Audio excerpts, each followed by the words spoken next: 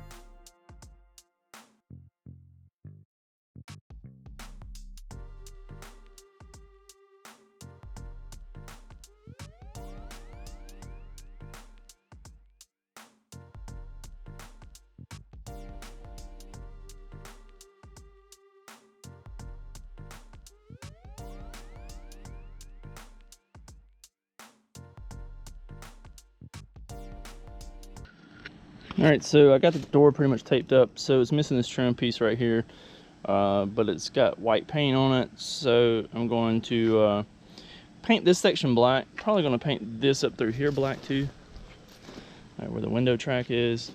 I took the mirror off. I'm going to paint under the mirror black. You can see where somebody's painted before and they got like white paint on the trim, so I'm probably just going to paint that trim back black too. Yeah, let me flip this thing back over real quick. Alright, so I just got it flipped back over, and you can see I got all the rubbers that I didn't take off taped up. I went ahead and got this whole jam area like sanded. It's not really like heavy sanded, but enough that the paint should stick. Got some tape on it just to keep from getting oversprayed on the outside of the door. So like I said a minute ago, I'm probably going to paint this upper section black, and then the jams are going to be red. I'm probably going to leave this white in here because it doesn't really matter. You're not going to see this part anyway. Alright, and so I have some Rust-Oleum automotive primer, and this is dark gray. So I'm just going to hit the jams with this, and yeah.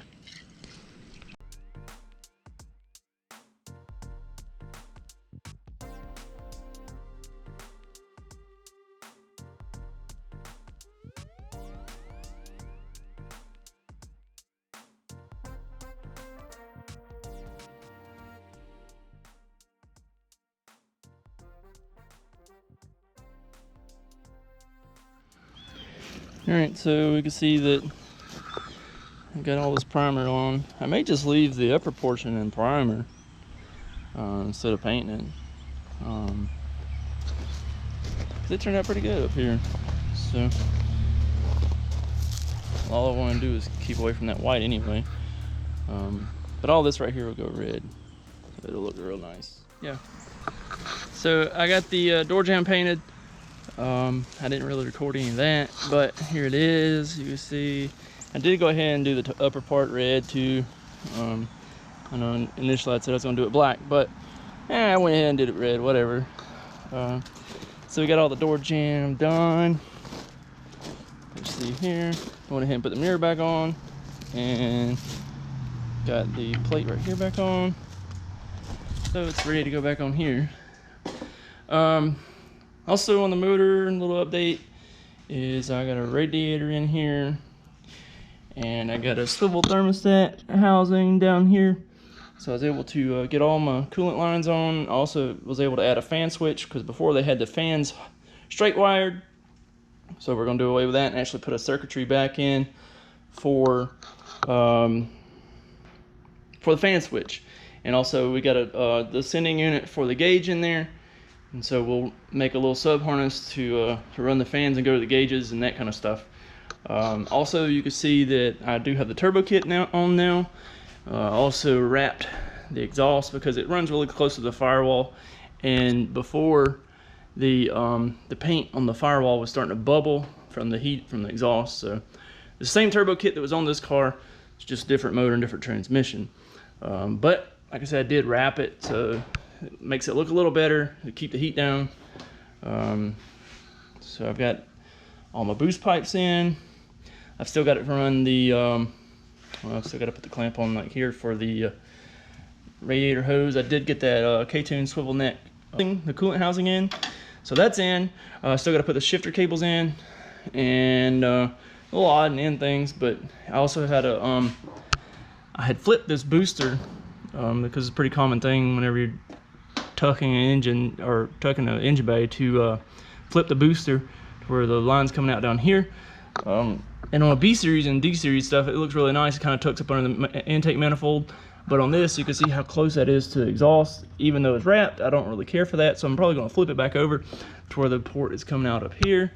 And once it's up here, you know, I'll just come through here, go with my, you know, just it'll come out right around down to where it's at now and go to the intake manifold. I did get the catch can set up back on, and then I showed you before, the interior is almost ready to start reassembly. All right, so a couple things left. Or a couple things I know I have left to do. I have to get a oil return put in the oil pan, so I got to pull the oil pan and put the oil return in there, and then I got to make a oil supply line, which I'll probably just pull off the other motor for now. I've got to fill it with fluids. I picked up some MTF from Honda yesterday, so I can get the transmission fluid in. I'll put the engine oil in once I get that old return system put back on, and then got to fill the radiator up with antifreeze, and then it'll be pretty close to starting. And I'm pretty anxious to get this thing done and get it off the lift and get started on the all-wheel drive K project. So I'm doing everything I can to get this thing on pushed out so we can get started on that. Well, thanks for tuning in, and peace.